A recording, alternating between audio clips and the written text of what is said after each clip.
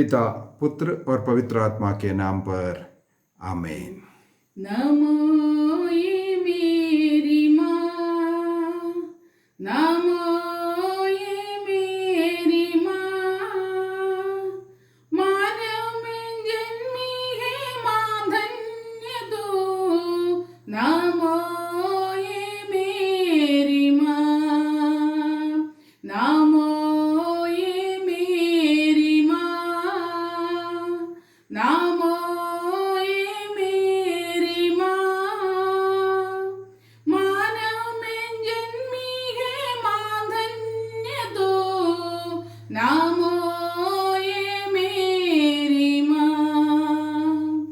धन्य तू है प्रभु यीशु की माँ, नारी जगत की ज्योति तू है माँ।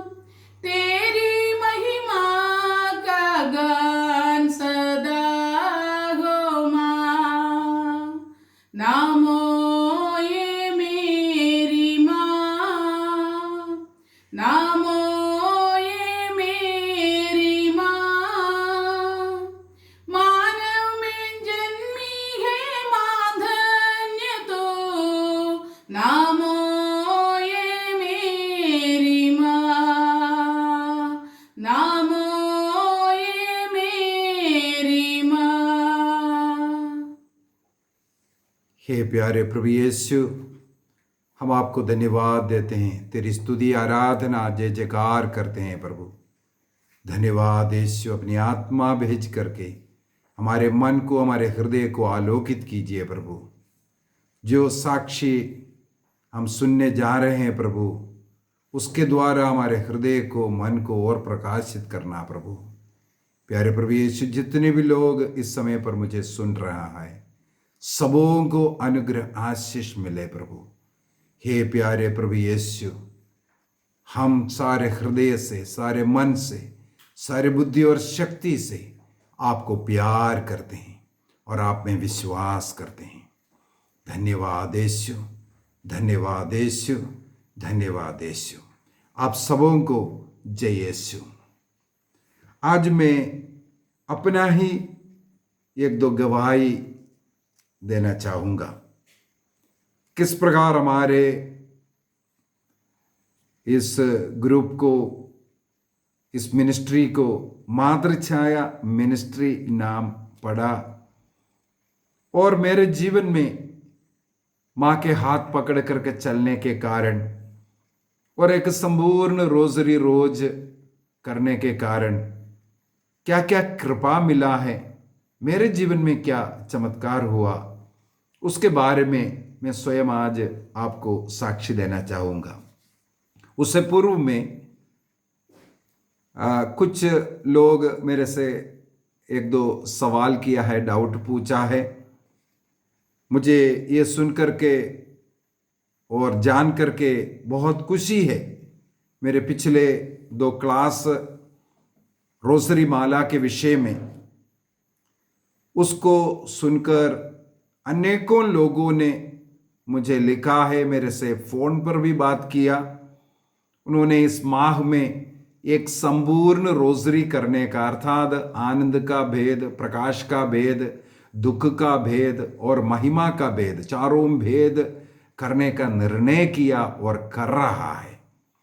जो करने वालों में कुछ लोगों को कुछ डाउट्स मेरे से पूछा। मुझे खुशी है, ऐसा जो भी डाउट है पूछना अच्छी बात है। कुछ लोगों को मैंने रिप्लाई लिख कर डाला, कुछ जो फ़ोन से जो पूछा था उन लोगों से मैंने जवाब भी दिया। लेकिन एक दो बात उसके अनुसार मैं आप सबों को बताना चाहूँगा। सबसे पहला एक व्यक्ति का डाउट था, हम कौन सा रोजरी इस्तेमाल करें, क्योंकि मैंने टॉक के अंदर, वो क्लास के अंदर बताया था, यदि रोजरी माला कर रहा है तो अपने हाथ में एक रोजरी रखना, रोजरी माला रखना है और उसका मोतियों को गिनना, क्योंकि माँ मरियम ने स्वयं रोजरी माला दिया है इस कार्य के लिए। तो सवाल उठा है कौन सा रोजरी? बाजार में आजकल कई रंग का, कई प्रकार का रोजरी मिल रहा है, उसमें कौन सा रोजरी इस्तेमाल करना है? पहले 5 रंगों का 5 भेद, एक रोजरी माला में जो एक रोजरी करते वक्त उसमें 5 भेद हम लोग बोलते हैं, 5 भेद के लिए 5 कलर ऐसा ऐसा इस्तेमाल होता था। वो 5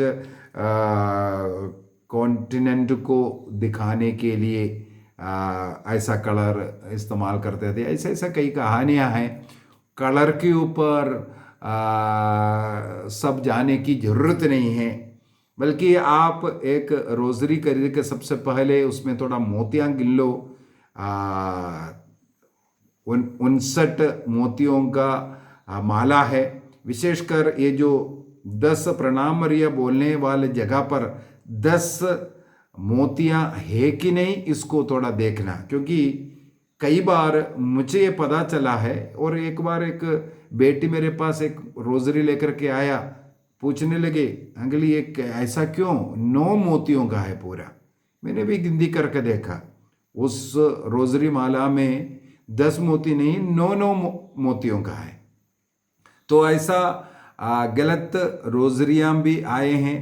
और सुनने में आया है कई अन्य जानवरों का पिक्चर इन मोतियों में। हमें मालूम है अधिकतर रोजरी माला आजकल चाइना से आ रहा है, चाइना मेड। वो लोग प्रार्थना तो नहीं कर रहा है, लेकिन ज़रूर उसके अंदर शैतानों को घुसाड़ता है और बेचता है। तो इसलिए खरीदते वक्त आप देख लीजिए, परख कर देख लीजिए, मोतियों को देख लीजिए, उसमें कोई ऐसा तस्वीर तो नहीं है जो आपको समझ में नहीं आ रहा है, उसको नहीं खरीदना है। खरीदने के बाद आप सीधा रोजरी माला को इस्तेमाल नहीं करना। क्यों नहीं करना? आप बाजार से कोई माला खरीद रहा है, उसको पहन रहा है, अन्य मालों जैसे बन जाएगा। तो फिर क्या करना है? आप जो रोजरी खरीदता है, सबसे पहले एक पुरोहित के से उस पर आशीष लीजिए। पुरोहित उस रोजरी माला को आशीष करेगा, तब वो एक पवित्र रोजरी, प्रार्थना का रोजरी बनता है। इसका मतलब है खरीदने वाला हर एक रोजरी को आप इस्तेमाल मत कीजिए, वो साधारण माला जैसे रहेगा। यदि ये वो पुरोहित द्वारा आशीष किया है, उसको पवित्र रखना है, उसको यहां वहां फेंकना नहीं। और मैं एक और सुझाव दूंगा, जो आप गले पर पहनते हैं, वह प्रार्थना के लिए बार बार उसको गले से मत उतारिए। गले के लिए गले में पड़े रहने दो उसको। प्रार्थना के लिए आपके पास एक अलग रोजरी रख लीजिए। तो रोजरी माला का यही है, आशीष किया हुआ रोजरी आप इस्तेमाल कीजिए, यही मैं बोलूंगा। दूसरा एक सवाल, मैं रोजरी माला कैसे जपना है, ये एक क्लास लिया था, उसके अंदर बताया था। फिर भी 1-2 जन ने इसके विषय में मेरे से चर्चा किया, इसलिए फिर से एक बार और बोल करके दे रहा हूं। जब आप संपूर्ण रोजरी कर रहा है, संपूर्ण रोजरी, फिर से बोलूंगा, एक संपूर्ण रोजरी, एक कंप्लीट रोजरी तब होता है जब चारों वेद, आनंद, प्रकाश, दुख, महिमा, इसी ऑर्डर में, आनंद ईसा मसीह का बाल्य अवस्था का समय है, और प्रकाश का भेद प्रभु यीशु मसीह का पब्लिक लाइफ है, और दुख का भेद प्रभु यीशु मसीह का क्रूस, मृत्यु का और मुक्ति कार्य के विषय में मनन चिंतन करने का है, और महिमा का भेद जी उठने वाला यीशु मसीह, स्वर्ग जाना, पवित्र आत्मा को भेजना, आदि आदि बातों पर। और रोजरी माला शुरू होते हैं, पहला का 2 भेद, आनंद का पहला 2 भेद माँ मरियम के पास संदेश देना और माँ मरियम से जुड़ी हुई। इसका मतलब इस कंप्लीट रोजरी माला को खोलने वाला चाबी 2 माँ मरियम के विषय में, माँ मरियम का भूमिका इस मुक्ति कार्य में। इसके बाद रोजरी माला जो अंत समाप्त होता है, महिमा का आखिरी वाला 2 भेद, हम बोल सकते हैं रोजरी माला को क्लोज करने वाला, बंद करने वाला फिर से चाबी माँ मरियम का भूमिका को फिर से मनन चिंतन करते हुए, कितना सुंदर तरीके से। तो इसी ऑर्डर में करना इसलिए जरूरी है। सबसे पहले आनंद, इसके बाद प्रकाश, इसके बाद दुख, इसके बाद महिमा। तो मेरे से पूछने वाला ये है, आज बुधवार है, क्या महिमा का भेद, इसके बाद आनंद का भेद, इसके बाद प्रकाश का भेद, ऐसा करना है? नहीं, बिल्कुल नहीं। मैंने उस क्लास के अंदर बताया था, परिवार में या समुदाय में जो हम लोग जब करेगा, तब उस दिन का जो दिन निर्धारित है, सोमवार को आनंद का भेद है और शनिवार को, इसके बाद प्रकाश का भेद थर्सडे के दिन है, गुरुवार को, और महिमा का भेद इतवार के दिन और बुधवार के दिन। इस प्रकार दुख का भेद ट्यूसडे एंड फ्राइडे, मंगलवार और शुक्रवार। तो दिन निर्धारित है किसके लिए? जैसे समुदाय में, समूह में करते हैं, चर्च में हम लोग जाकर के कर रहा है, एक ही रोजरी करता है, तो उस दिन के अनुसार। पारिवारिक प्रार्थना में जब हम लोग करते हैं, उस दिन के अनुसार। हम व्यक्तिगत रूप से जो संपूर्ण रोजरी, चारों रोजरी को करना है, उस समय पर हम लोगों को आनंद के भेद से शुरू करना है। और अगला सवाल था, क्या हर बार स्तुति विनती और प्रेरितों का धर्मसार ये सब बोलना जरूरी है? मैंने उसके अंदर बोला था, नहीं। एक बार प्रेरितों का धर्मसार से शुरू हुआ, चारों रोजरी करने के बाद आखिरी वाला प्रणाम राणी, स्तुति विनती, याद कर विनती, वो प्रार्थना सबसे आखिरी, चारों रोजरी खत्म होने के बाद करना है। मेरे विचार में आप लोगों का ये डाउट दूर हो गया होगा। यदि और भी कोई ऐसा डाउट है तो आप पूछ सकते हैं। तो इस रोजरी के द्वारा मेरे जीवन में क्या क्या चमत्कार हुआ, इस मिनिस्ट्री को मातृछाया मिनिस्ट्री नाम कैसे मिला, इसको मैं इस समय पर आपको बताना चाहूँगा। जैसे पिछले क्लासों में मेरे बुलाहट के विषय में, प्रभु के प्रेरणादाय कार्य के विषय में थोड़ा बहुत हिंट दिया था। मैं सबसे पहले मेरे जीवन में पहला करिश्मा रिट्रीट में भाग लिया 1997 में। इसके बाद पोटा गया था, पोटा नहीं, मुरिंगूर, डिवाइन रिट्रीट सेंटर मुरिंगूर में मैंने पहला रिट्रीट भाग लिया था। वो एक सप्ताह के बाद पूर्ण रूप से एक परिवर्तित व्यक्ति के रूप में मैं लौट आया था जबलपुर। इसके बाद दिन रात में बाइबल पढ़ना और प्रार्थना करना, जितने भी किताबें हैं प्रभु के विषय में, ऐसे ऐसे किताबों को, मैगजीन को पढ़ना आदि आदि, मेरे अंदर एक ऐसा प्यास आया था, प्रार्थना का जीवन जी रहा था। और जबलपुर में एक भूकंप हुआ था, उसमें हम लोगों का पारिश चर्च जो है टूट फूट गया था, नया चर्च खड़ा किया। मेरे विचार में 1998 में पूरा चर्च निर्माण हुआ। उस वर्ष हमारा जो पारिश है माँ मरियम के नाम पर, विशेषकर वेलांगनी माँ के, स्वास्थ्य की माँ के नाम पर निर्मित हैं, वो मध्यस्था है। इसलिए वेलांगनी माँ का वो जो नवेना प्रार्थना हर साल बड़े हर्षोल्लास के साथ वहाँ होते हैं। 9 दिन के लिए 9 पुरोहित लोग आते हैं वचन देने और मिस्सा अर्पित करने, नवेना आदि का लीड करने के लिए। लेकिन जिस वर्ष चर्च का निर्माण हुआ और उस वर्ष हमारे पल्ली पुरोहित फादर साइमन, जबलपुर धर्म प्रांत का घाना पारिश, उसी उधर ही था मैं। और उस पल्ली में उस समय का पल्ली पुरोहित फादर साइमन, उनके समय पर की बात है। फादर साइमन ने उस वर्ष में अनाउंस किया 29 अगस्त को जो झंडा फहराता है, उस दिन अनाउंस किया, आप लोगों को यदि कुछ माँ मरियम के मध्यस्थता द्वारा कुछ आशीष मिला है, इस साल ये जो 9 दिन के नोवेना प्रार्थना चलेगा, आप लोगों को 5 मिनट का समय गवाही देने के लिए देगा। हर रोज एक एक व्यक्ति, ऐसा 9 व्यक्ति मेरे पास आकर के नाम लिखा दो करके। तब मुझे याद आया मैं मुरिंगूर डिवाइन रिट्रीट सेंटर में भाग लेने के बाद रिट्रीट भाग लेकर के वापस आया। वचनोत्सव, डिवाइन वॉइस, शालोम, ऐसा जितने भी मैगजीन्स पढ़ने के लिए मिलता है सबों को मैंने सब्सक्राइब किया। हमारे घर में आना शुरू हुआ, मैं उसको पढ़ता था। तो उस वर्ष मई महीने का जो वचनोत्सव मैगजीन में पढ़ रहा था मई महीने में, तब उसमें लिखा हुआ था यदि आप भक्ति के साथ रोजरी जपोगे और रोजरी माला में जो कुछ आप मांगेगा आपको वो मिलेगा।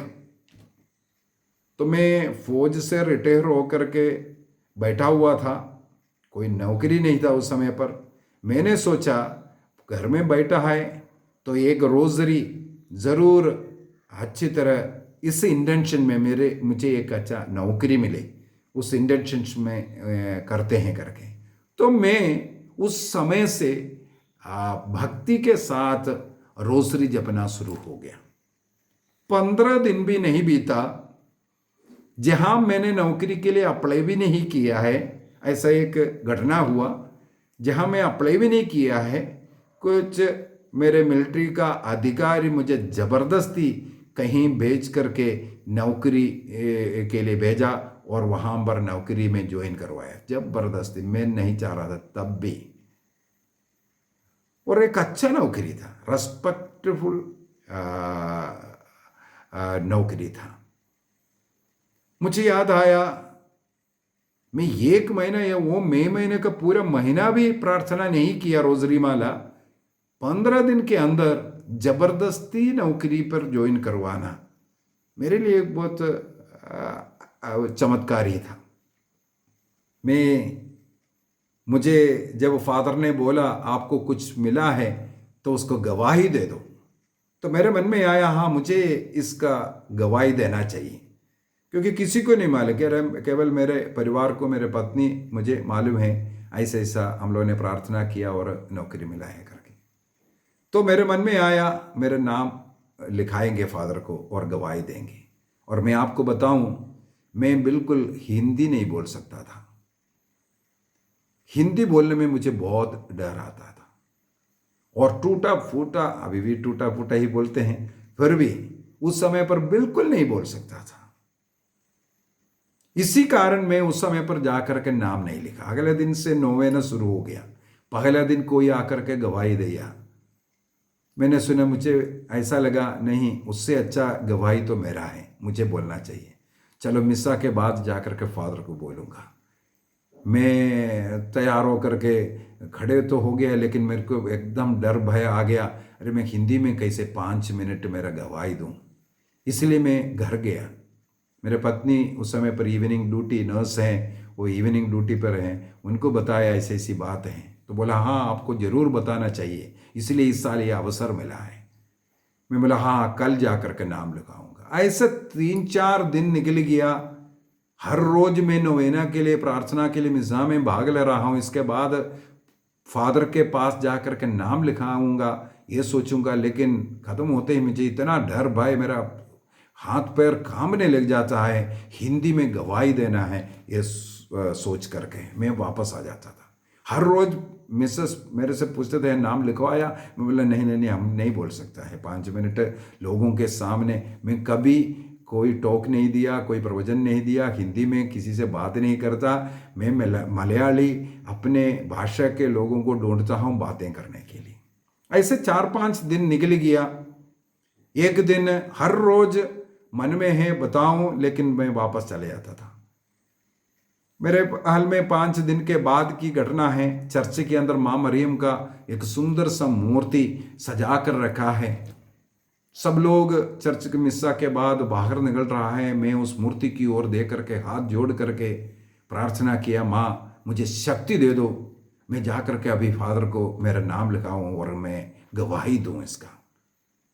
ये प्रार्थना करते करते फिर से मेरा हाथ पैर हिलने लगे, मैं कांपने लग गया, मैं कैसे हिंदी में बोलूं। तब मैं माँ मरियम की उस मूर्ति को देख करके बोला, माँ अब तो मेरे से नहीं होगा फादर से जाकर के बोलने के लिए। हो सकता है हर रोज लोग दे दिया, फादर मेरे से ये भी पूछेगा अब तक कहाँ सो रहा था, 5 दिन के बाद आ रहा है नाम देने के लिए। और हो सकता है मेरा किल्ली उड़ाएं, मैं हिंदी में बात नहीं कर सकता, तुम कैसे बोलोगे। तो यदि मैं ये गवाही देना है, फादर मेरे पास आकर के बोलने दो, तब मैं दूंगा। सॉरी माँ बोल करके वो एक छोटा बच्चे जैसे माँ मरियम की उस मूर्ति को देख करके मैं बोला और सिर झुका करके मैं चला गया। उधर से बाहर निकला, अपने मलयाली अन्य दोस्तों से मिलकर के बातें कर रहा था। मैंने देखा फादर उस समय पर मेरे पीछे पीछे आया, पीछे पीछे आकर के मेरे पीठ पर तपताते हुए मेरे से कहा, मैं फादर की ओर देखते ही फादर ने कहा, राजन तेरे मुंह से गवाही सुनना है। Praise the Lord. मेरा ऐसा लगा मेरे सिर से पांव तक एक आग गिर गया। और मैंने पूछा, फादर क्या मैं कल बोलूं? बोला नहीं, 9 दिन के लिए तो लोग हैं। अभी सितंबर 9 तारीख को जिस दिन झंडा उतारना है, उस दिन लोगों को इधर बुला रहा हूं। हम लोग जुलूस में झंडा उतार करके चर्च के अंदर तक जाएंगे गाना गाते हुए। इसके बाद लोगों को घर भेजना पड़ेगा। इतना कार्य के लिए लोगों को बुला रहा है। ऐसा करो, आप आधा घंटा माँ मरियम के विषय में कुछ बातें बता करके दे दो। मैंने बोला हाँ ठीक है।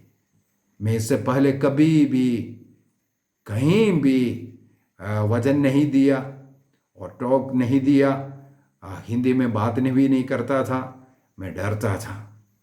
उस समय तक मुझे हिंदी में हे पिता हमारे या प्रणाम या प्रार्थना तक नहीं जानते, हिंदी बाइबल नहीं पढ़ते, इस अवस्था था। और फादर ने कहा, मैंने हाँ किया और मैं घर में जा कर के प्रार्थना करने लगे। अभी कैसे क्या बोलूं?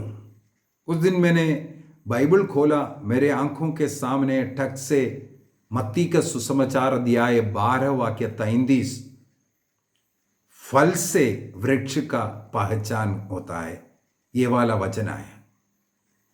ये इस पर मनन चिंतन जब किया, मुझे ये मिला, मां मरियम के गर्भ का फल प्रभु ईसा मसीह है। इसलिए यदि मां मरियम के विषय में यदि कुछ भी बोलना है, जो गुण प्रभु ईसा मसीह का गुण है वो मां का गुण है, क्योंकि उस वृक्ष से निकला हुआ फल है, उस गर्भ से निकला हुआ फल है प्रभु ईसा मसीह। इसलिए प्रभु ईसा मसीह के विषय में ज्यादा सोच लो। मैं उसी प्रकार सोच करके एक टॉक देने के लिए तैयार हुआ। 9 तारीख को जब मैं वहां पर खड़े हुआ, मेरे मन में फिर से प्रेरणा आई, ये फादर मुझसे क्यों कहा? मैं कभी कहीं भी वजन नहीं दिया, कुछ भी नहीं दिया। इसलिए मैं वहां माइक के पास जाकर के सबसे पहले यही बोला, मैं ये जानना चाहूंगा मेरे गवाही के पहले फादर ने मुझे क्यों बुलाया। तो फादर ठक से उठा और माइक के पास आया, आकर के कहने लगे, मैं उस दिन ऐसा मनन चिंतन कर रहा था, 9 तारीख के लिए कोई नहीं है, किसी को कुछ बोलने के लिए सौंपना है, किससे सौंपो। ऐसे से जब सोच रहा था, तब मैंने देखा राजन खड़े होकर के माँ मरियम के सामने प्रार्थना कर रहा है। तो उनके मन में आया, ये बहुत माँ मरियम का भक्त होगा, तो इसको पकड़ते हैं। इसलिए मैं जब जा रहा था, फादर के मन में आया, इसी को जाकर के बोलो आधा घंटा का टॉक देने के लिए 9 तारीख को। तो इसलिए मैंने बोला। देखो कब फादर के मन में आया, मैं हाथ जोड़ करके मां से कह रहा था, मां यदि मैं गवाही देना है तो फादर को, मेरे पल्ली पुरोहित को बोलो मुझसे आकर के बोलने के लिए। तुरंत फादर के मन में प्रेरणा आया, राजन को पकड़ो उस दिन के लिए। फादर आते हैं और मेरे से वही आग्रह किया, तेरे मुंह से गवाही सुनना। रोसरी माला के द्वारा मुझे नौकरी मिला, इससे बढ़कर के चमत्कार मुझे ये लगा जब एक मूर्ति के सामने मैं ये प्रार्थना किया, माँ फादर को बोलो मुझसे वचन बोलने के लिए, गवाही देने के लिए। तुरंत फादर के मन में प्रेरणा आ रहा है, फादर आकर के तुरंत मेरे से बोला, कोई समय नहीं, उसी समय पर, क्योंकि हम जिस मूर्ति के सामने हाथ जोड़ कर रखा है वो मूर्ति पूजा नहीं, बल्कि उस मूर्ति जिसका है उससे हम बात करता है। कैथोलिक के लोग मूर्ति पूजा नहीं करता है।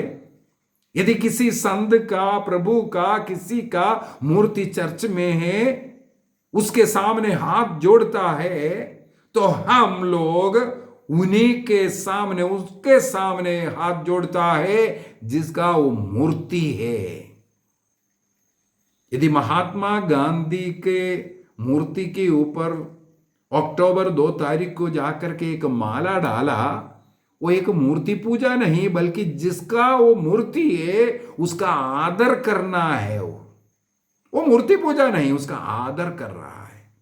तो कादरी कलीसिया में यही सिखाता है, उसका पूजा नहीं, बल्कि उसके द्वारा वो मूर्ति जिसका है, वो मूर्ति जिसका है, उसको आदर दे रहा है। मैंने उस मूर्ति के सामने खड़े होकर के वो मूर्ति से प्रार्थना नहीं किया, बल्कि वो मूर्ति जिसका है उससे आग्रह किया, मेरे लिए प्रार्थना करो। तब वहां पर वो चमत्कार हुआ। इसके बाद मैंने 9 तारीख को, मेरे ख्याल में 1-1.5 घंटे के समय पर, माँ मरियम के विषय में, मुझे भी नहीं मालूम था मैं क्या बोल रहा है, कितना हिंदी उल्ट पुल्ट बोला होगा मुझे नहीं मालूम, लेकिन वो ख़त्म होने के बाद सब लोगों ने मेरा तारीफ़ किया। सबसे पहली बार ऐसे से माँ मरियम के विषय में सुना, आदि आदि लोग आकर के दिया, और मुझ में एक हिम्मत आया। उसी चर्च में, बाद में मैं उस चर्च से दूसरे चर्च में गई, उसी चर्च में इसके बाद कुछ वर्षों के बाद 2 बार ये नोवेने के लिए, अर्थात 9 दिन माँ मरियम के विषय में मुझे टॉक देना था। 18 दिन मैंने माँ मरियम के विषय में टॉक दिया। पहले साल जो दिया वो नहीं, अगले साल। तो माँ मरियम ने इस प्रकार मेरी सहायता करते रहे। एक और घटना बताऊंगा। ये 2005 की बात है। 2005 में हम लोगों ने केरल देश में हमारे लिए एक घर बनाना शुरू किया। उस समय पर मैं कहीं सर्विस कर रहा था और बैंक का कुछ लोन भी लेकर के हम लोग घर बनाना शुरू किया। लेकिन 2005 में जहाँ मैं नौकरी कर रहा था, हमें बहुत दुख दे करके हमारा अपमान किया हुआ, जो हम मन में भी नहीं सोच सकता, ऐसे ऐसे इल्जाम लगा करके हमें वो वहाँ से नौकरी से निकाल दिया। हमारे परिवार के लिए, हम लोगों के लिए बहुत दुख, अपमान की बात रही। बहुत दिन तक उसके विषय में दुखित होकर के रो रहे थे। इसके बाद मुझे थोड़ा विदेश जाने का मौका मिला, लेकिन मैं ऐसे डाउट में पड़ा। जब नौकरी करते वक्त जब भी लीव मिलते हैं, और लीव मिल सकता था, लीव अप्लाई कर करके, या छुट्टियों के दिनों में केवल मैं प्रभु का वचन की घोषणा करने के लिए या हम वहाँ जाने लग गया था। विशेषकर फादर जोस प्रकाश, जो भोपाल धर्म प्रांत के, उनके साथ जुड़ करके, उस समय पर वो जबलपुर में था, उनके साथ जुड़ करके जगह जगह पर जाते थे, केवल छुट्टी जब मिलता है उस समय पर। और 95 में ऐसा जो घटना हुआ, सितंबर माह के पहला सप्ताह में फादर के साथ हम लोगों का पंजाब में एक रिट्रीट था। इसके बाद दिल्ली डिवाइन रिट्रीट सेंटर में एक 1 डे प्रोग्राम था। इसके बाद वहाँ पर दिल्ली में एक बुरारी है, वहाँ नाइट विजिल चलता है, वो उसी दिन नाइट विजिल में भी जाना था। ऐसा प्रोग्राम था। तो फादर भोपाल से आए, मैं जबलपुर से, हम लोग मिले। तो ये घटना सब सुन कर के फादर ने मेरे से पूछा, अभी क्या विचार है। मैंने बोला, हाँ, एक विदेश का ऑफ़र आया है, यहाँ से जाने के बाद जाना है, लेकिन मैंने फाइनलाइज नहीं किया। फादर, जाने के पहले मैं बता दूंगा, क्योंकि इस नोवेना, वो सितंबर महीने का वो नोवेना मैं विशेष रूप से इसके लिए समर्पित किया। 9 दिन उपवास करने का और प्रार्थना करने का, और माँ मरियम से एक चिन्ह मैंने मांगा। मुझे क्या नौकरी करना है या पूर्ण रूप से प्रभु का कार्य करना है, ये निर्णय करने का ये था। मैंने एक चिन्ह ऐसा मांगा। हम लोग पंजाब जा रहे, दिल्ली जा रहे हैं, वापस यदि मैं जबलपुर पहुंचने के पहले यदि कोई रिट्रीट के लिए मुझे डायरेक्ट बुलाता है, उससे पूर्व में केवल फादर जोस प्रकाश को जहां बुलाता है, फादर जोस प्रकाश ही मुझे लेके जाते थे। मुझे किसी ने भी 2005 तक डायरेक्ट किसी कार्यक्रम के लिए, प्रोग्राम के लिए, रिट्रीट के लिए नहीं बुलाया। तो मैंने प्रभु के सामने ये शर्त रख दिया, मुझे कोई डायरेक्ट बुलाए तो मैं मानूंगा मुझे प्रभु का कार्य ही करना है, मुझे नौकरी ढूंढ करके नहीं जाना है। यदि जबलपुर आने के पहले कोई मुझे नहीं बुलाया, तो जबलपुर आने के बाद मुझे बॉम्बे जाना है, विदेश जाने के लिए तैयारी करना है। यदि उससे पहले जब पंजाब में या दिल्ली में कोई मुझे रिट्रीट के लिए, आगे एक रिट्रीट के लिए बुला रहा है, इसका मतलब है मुझे इसके बाद नौकरी नहीं करना, एक निर्णय करने के लिए 9 दिन का नोवेना प्रार्थना, ये रोजरी माला जपना, इसका और उपवास के साथ मैं प्रार्थना करने, लेकिन मुझे एक चिन्ह चाहिए। उस समय पर मेरे पास कोई मोबाइल फोन नहीं है, और इसलिए पंजाब पहुंचा, मैं देखते रहता था कोई फादर मुझे बुला तो नहीं रहा है। फादर जोस प्रकाश से बुलाने से नहीं होगा, ये भी निर्णय था, क्योंकि वही मुझे हमेशा बुलाता था। इसके बाद वहां कोई बुलाया नहीं। इसके बाद वहां से दिल्ली आए, डिवाइन रिट्रीट सेंटर में वन डे, एक दिन का प्रोग्राम था, वहां पर भी कोई डिमांड नहीं। वहां से बुरारी गए, वहां पर भी कोई डिमांड नहीं। नाइट विजिल खत्म हुआ, अगला दिन मुझे ट्रेन पकड़ना है निजामुद्दीन से जबलपुर आने के लिए। मैं गाड़ी में बैठ करके वहाँ सांत्वना कम्युनिटी में हम लोग गए थे। उनके गाड़ी में हमें रेलवे स्टेशन के लिए लेकर जा रहा था। तो ट्रेन गाड़ी में, उस गाड़ी में बैठ करके मैं सोच रहा था अभी ट्रेन पकड़ करके जबलपुर जाऊंगा, वहाँ जाते ही रिजर्वेशन कर करके बॉम्बे जाऊंगा, इसके बाद विदेश जाएंगे, नौकरी करेंगे, क्योंकि किसी ने मुझे नहीं बुलाया। ऐसा सोचते हुए निजामुद्दीन स्टेशन पहुंचने के पहले पहले जो ब्रदर हमें स्टेशन छोड़ने के लिए आए, उनके पास एक मोबाइल था। वो मोबाइल में घंटी बज रहा था। घंटी बजते हुए उन्होंने अटेंड किया। अटेंड करते ही मुझे, मैं सामने बैठा हुआ था, सामने वाला सीट में, मुझे देते हुए कहा, ब्रदर आपके लिए फ़ोन है। मैं, कौन मुझे बुलाना है? तुरंत वहाँ से रिप्लाई मिला, हमें फादर सोहान सोहम अजमेर कैथेड्रल से बुलावा था, और यहाँ यूथों के लिए, जीसस यूथ के जो लीडर्स हैं, उनके लिए जो रिट्रीट रखना चाहते हैं, क्या आप इस महीने का 20 तारीख से या 21, ऐसा कुछ डेट था, से आकर के रिट्रीट दे सकते हैं? मैंने तुरंत हाँ कहा। इसी के इंतजार तो था।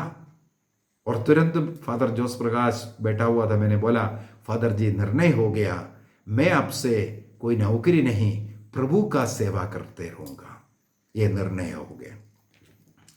हालेलुया। ये 2 चमत्कार आप देख रहे हैं। मां मरियम के हाथ पकड़ करके जो मांगा वो दिया, सही रास्ता दिखाया। मुझे प्रभु का सेवा करना है, प्रभु का कार्य करना है, इसके लिए प्रभु ने मुझे बुलाया। पहले मेरे बचपन से मुझे एक पुरोहित बनने का आग्रह था। उसके भी पीछे एक छोटा सा कारण है। मेरा जब जन्म हुआ, मेरे से बड़े 2 लड़के लोग, बच्चे लोग जन्म लिया। वो जन्म लेने के बाद थोड़ी देर के बाद उनका मृत्यु हुआ था। उसी प्रकार जब मेरा जन्म हुआ, मैं भी एकदम बंद नहीं कर रहे हैं, ऐसा रोते जा रहे हैं। मेरी माँ मुझे अपने गोदी में लेकर के प्रभु से प्रार्थना किया, प्रभु ये बेटा मुझे देना, ये तेरा ही रहेगा, तेरा सेवा करने वाला रहेगा। मुझे जन्म लेते ही मेरी माँ उनके गोद में लेकर के मुझे प्रभु के लिए समर्पित किया था। इसलिए बचपन से मुझे ये बताया गया तो प्रभु का है। तो मेरे मन में था एक पुरोहित बनने का, एक अच्छा पुरोहित बनने का, एक संत बनने का। और मैं सेमिनारी भी गई, माइनर सेमिनारी कंप्लीट किया, लेकिन मेजर सेमिनारी कुछ आर्थिक तंगी के कारण मैं नहीं जा पाया, छोड़ना पड़ा। इसलिए जब मैं पहली बार करिश्माई रिट्रीट में भाग लिया, छोड़ करके आए, आर्मी में ज्वाइन किया, विवाह किया, बच्चे हुए। जब करिश्माई रिट्रीट में भाग लेकर के प्रभु में आया, मेरे मन में एक दिन इतना दर्द आने लगे। एक बार घर में मैं अकेला था, बैठ करके मैं प्रार्थना कर रहा था, स्तुति कर रहा था। इसके बाद मुझे ये सब याद आए, मैं प्रभु का उस पुकार को छोड़ करके आया, इसलिए मेरे जीवन में कुछ परेशानियां, दुख, कष्ट आए। इसलिए मैं प्रभु से माफी मांगते हुए रो रहा था। मेरे मन में एक प्रेरणा आया, बाइबल को खोलो, बाइबल को खोलो। मैंने तुरंत, मेरे सामने बाइबल था, मैंने बाइबल को खोल करके जो देखा, फर्स्ट कुरिन्थियों का पहला पत्र अध्याय 1 वाक्य 17 पर मेरा आंख गया। वहां पर लिखा हुआ है, प्रभु ने तुम्हें बपतिस्मा देने के लिए नहीं बल्कि प्रभु का वचन की घोषणा के लिए चुना है करके। कुरिन्थियों का पहला पत्र अध्याय 1 वाक्य 17 वहां पर लिखा है, फर्स्ट कुरिन्थियंस चैप्टर 1:17, क्योंकि मसीह ने मुझे बपतिस्मा देने नहीं बल्कि सुसमाचार का प्रचार करने भेजा। यह वचन मेरे मन को स्ट्राइक किया। इसका मतलब प्रभु ने मुझे एक उत्तर दिया, तेरा चुनाव अभी पुरोहित बनने के लिए नहीं, क्योंकि मैं शादीशुदा बच्चों का पिता बन चुका था, लेकिन अभी सुसमाचार का प्रचार करना है। ये 97 की बात है। उस समय पर मैं बिल्कुल हिंदी नहीं बोलता, हिंदी बाइबल तक शायद मेरे पास नहीं था, या है तो भी मैं नहीं पढ़ता था। मैं मलयालम बाइबल पढ़ता था, बच्चों के लिए हिंदी बाइबल खरीदा था। जैसे मैंने बोला है, प्रणाम मरिया हे पिता हमारे, कोई भी प्रार्थना मुझे हिंदी में नहीं जानता था। इसलिए प्रभु का जो प्रचार करना है मेरे मन में आया, इसका मतलब केरल में जाना है, मलयालम में कुछ वचन वगैरह, मेरा गवाही वगैरह देना शुरू करना है, ऐसा। तो प्रभु ने मुझे इस प्रकार हिंदी प्रदेश के लिए चुना है करके मुझे एकदम पक्की बात हो गया। तब मैंने 2005 में निर्णय किया, मैं अभी नौकरी बिल्कुल कभी नहीं करूँगा, पैसा के लिए कोई कार्य, प्रभु मेरा घर को चलाएगा। क्योंकि फौज से निकला, मुझे थोड़ा बहुत पेंशन भी मिलता है, मेरे पत्नी काम करती है, और प्रभु के अनुग्रह के आशीष की जरूरत है, उसका कार्य मैं करूँगा। जो पैसा है प्रभु जो दे रहा है, थोड़ा बहुत जो है, उससे हमारा परिवार, संतुष्ट परिवार चलेगा। ये निर्णय किया। और ये मातृछाया मिनिस्ट्री, ये 2001 की घटना है। मेरे पत्नी के मन में आया हुआ नाम है। हम लोगों के लिए एक घर बनाने के लिए जमीन लेना था और घर बनाना है। जब 2001 में हम लोग जमीन खरीदने के लिए केरल गए, उस समय से मेरे पत्नी के मन में वहां घर बनेंगे, घर का नाम मातृछाया रखेंगे, ऐसा। और 2005 में जब घर बनाना शुरू हुआ, उससे पहले भी कई चमत्कार रहे हैं। एक कुआं खोदना था, सुनने में आया वहाँ के जो ज़मीन के आसपास जितना भी कुआं खोदा, हर एक के वहाँ पर बड़े बड़े चट्टान हैं, इसलिए वहाँ पानी नहीं मिल पा रहा है, चट्टानों को तोड़ना पड़ रहा है।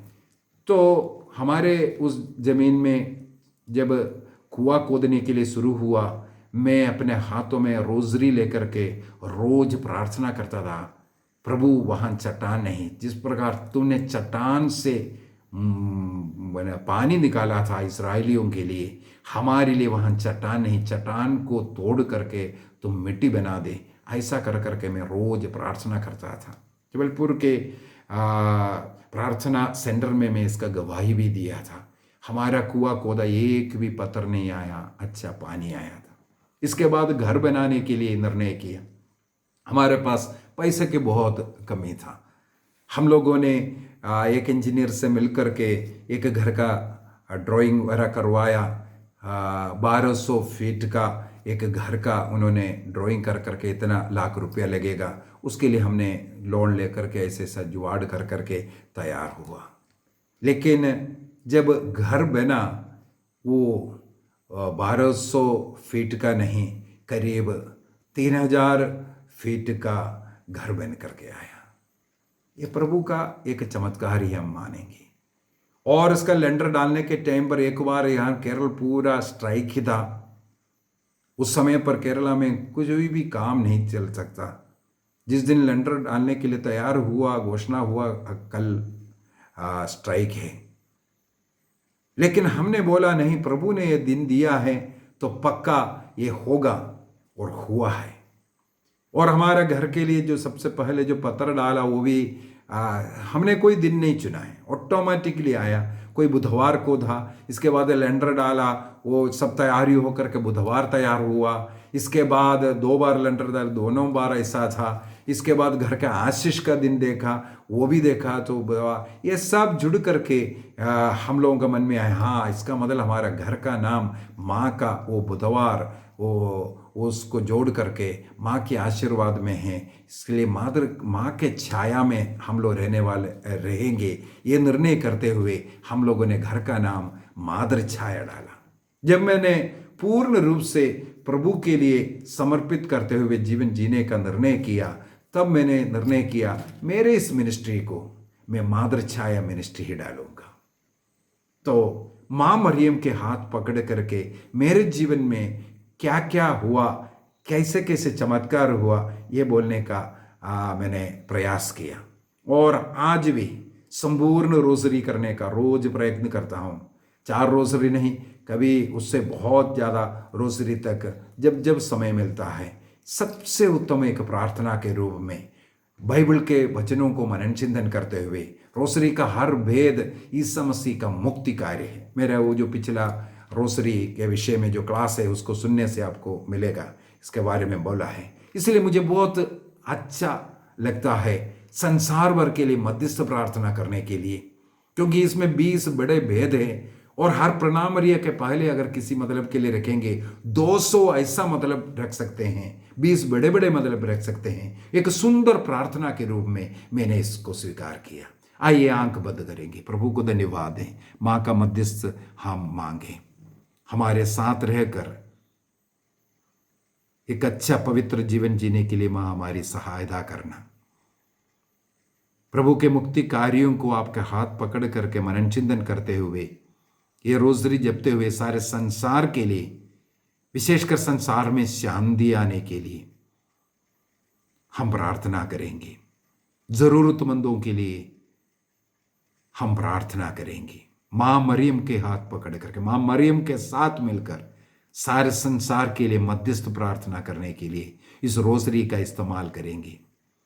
केवल इस अक्टूबर महीने में नहीं, बल्कि आगे आने वाले हर एक दिन एक संपूर्ण रोजरी कम से कम करने का निर्णय कीजिए।